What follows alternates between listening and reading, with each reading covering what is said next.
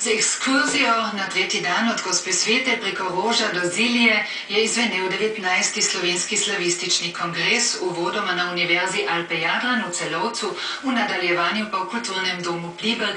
Potekal je v soju 500. obletnice rojstva Primoža Trubarja in Evropskega leta medkulturnega dialoga. Strokovno zasedanje z visoko znanstveno voljo se je začelo na Univerzi Alpe Jadran v Celovcu. Slovenski protestantizm in medkulturnost se je glasila tema vzporednih plenarnih zasedanj. Z organizacijo 19. slovenskega slavističnega kongresa so bili poverjeni predstavniki Inštituta za slavistiko Celovške univerze, strokovnega pedagoškega združenja Zvezne gimnazije in Zvezne realne gimnazije za Slovence v Celovcu, Centra za večjezičnost in interkulturno vzgojo, pedagoške visoke šole v Celovcu in kulturnega doma Pliberk. V letu interkulturnega dialoga, v letu 500. obletnice Trubarjevega rojstva, v letu, v katerem se spomnimo tudi manjšin in slovenščine kot manjšinskega jezika, mislim, da smo lepo pokazali, da je slovenščina na Koroškem pomemben del naše vsakdanje kulture. Kakor je bilo odprtje kulturnega doma aprila leta 2004 pomembno za Pliberk, Podjuvno in pokrajino ob meji, tako je hiša z vsebino za polnjeni premier prizorišča nadregionalnega pomena. Ne koroški Slovenci, ne večinski narod si danes Pliberkega kulturnega doma ne more več predstavljati. Zato so zelo močne aktivitete in drugo leto, naprimer, ko bo Pliberk imel evropsko razstavo, bo tudi kulturni dom v poletnih mesecih dnevno poln. Na občem zboru sta bila razglašena nova častna člana Slavističnega društva Slovenije, profesor France Žagar in profesor Wolf. Slednji je upozoril na izredno težavn položaj kraške slovenistike na začetku novega šolskega leta.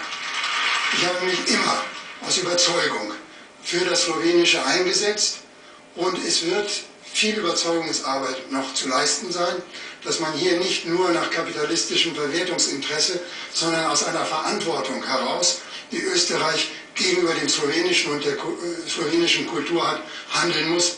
Skrb v novem študijskem letu je v pravem nesoglasju z dejstvom, da je Gradec zibelka znane slovenistike.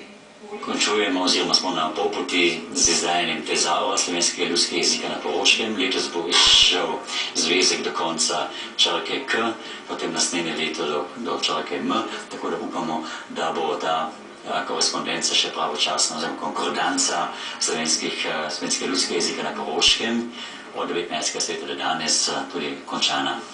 Slovenski slavistični kongres na Koroškem je bil nadaljnji po zagrebškem in tržaškem, z njim pa so sprejeli pobudo, ki jo je dal Miran Hladnik o prirejanju takšnih srečanj tudi zunaj Slovenije.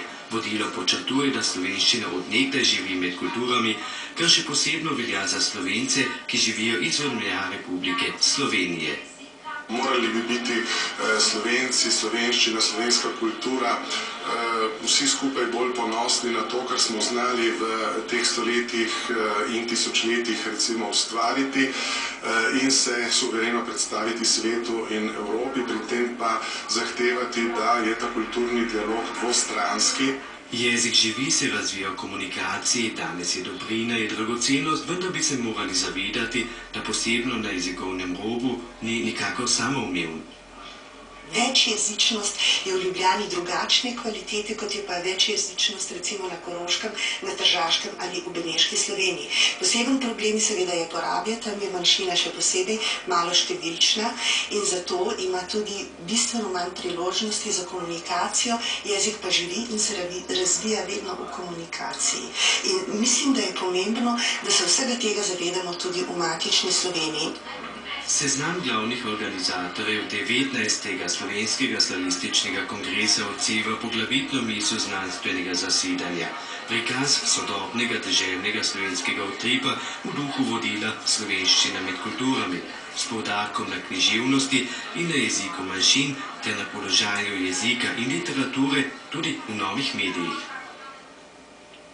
Pisatelj Peter Handke je bil pretekli konec tedna na Suhi, prišel je posebno iz Pariza, da bi izpolnil obljubo, kajti februarja umrlemu Lipeju Koleniku, s katerim je Handkeja povezovalo posebno prijateljstvo, je namreč obljubil, da bo pomagal pri predstavitvi njegovih knjig, tudi zaradi spodbujanja zavesti o partizanskem uporu.